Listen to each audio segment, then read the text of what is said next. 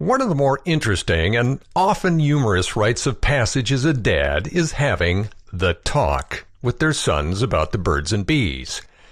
Now, the one I had with my son was so different than what my dad agonizingly stumbled through. I can just imagine a book that compiled all the various stories of how this most common yet dreaded passing of feral wisdom from father to son transpires. Kind of like a chicken soup for the, do I really have to do this? Dad's soul. To get started, I'll share here how my dad thought everything was covered with our talk, only to be quite surprised I actually learned a great deal more in sex ed class. Now, I was raised in a strict Catholic family, one of 8 siblings, which was, 4 less than what my parents hoped for. Now, the 4 that got away, or never arrived, however you want to look at it, they were the lucky ones. Our family environment, especially under the influence of the church, was frankly pretty insane.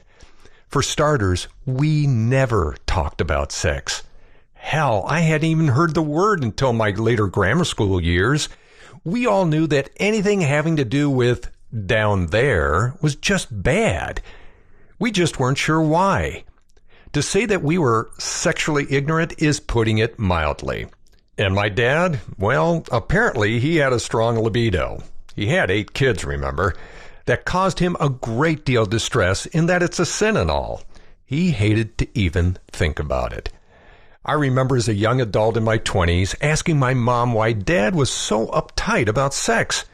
And her response was, ignorance is bliss, and that they had sex, quote unquote, out of love, so they could have us kids. The way she said it made it sound like it was the most painful, god-awful thing 2 people could ever do together. Kind of like performing a mutual bazillion wax job or something. This was the sexually clueless context in which my siblings and I were raised. However, no matter how distasteful my dad looked upon his job to inform me about the ways of the world, he was never one to shirk his duty. Unfortunately. Now, my dad loved hunting and fishing. It was his escape from the craziness of the family and the stress of running a business. And occasionally he would bring me along, even though he knew it was not one of my favorite things to do. On one such trip, I must have been 13 or so, we were driving along this country road, and somehow I knew he was gearing up for the talk.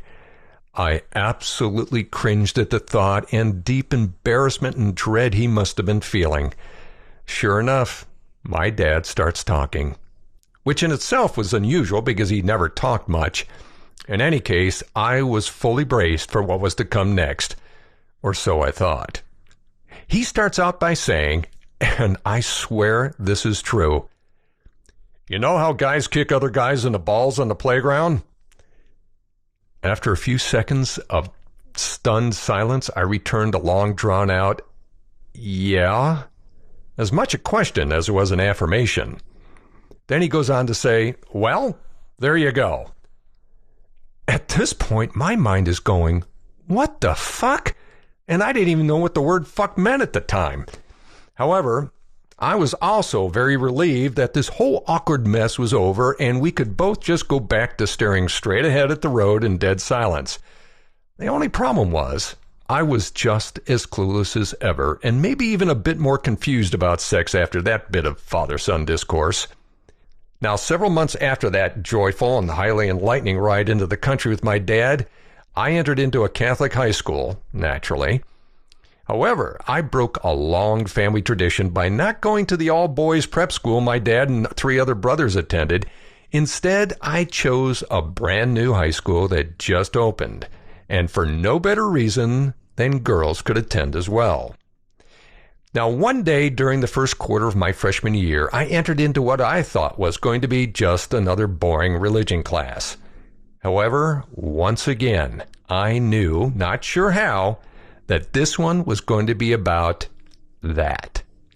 Oh, God, how embarrassing. I mean, especially when you have to share the experience with a room full of not quite as clueless other schmucks and a couple of religious brothers who were about to teach us this stuff.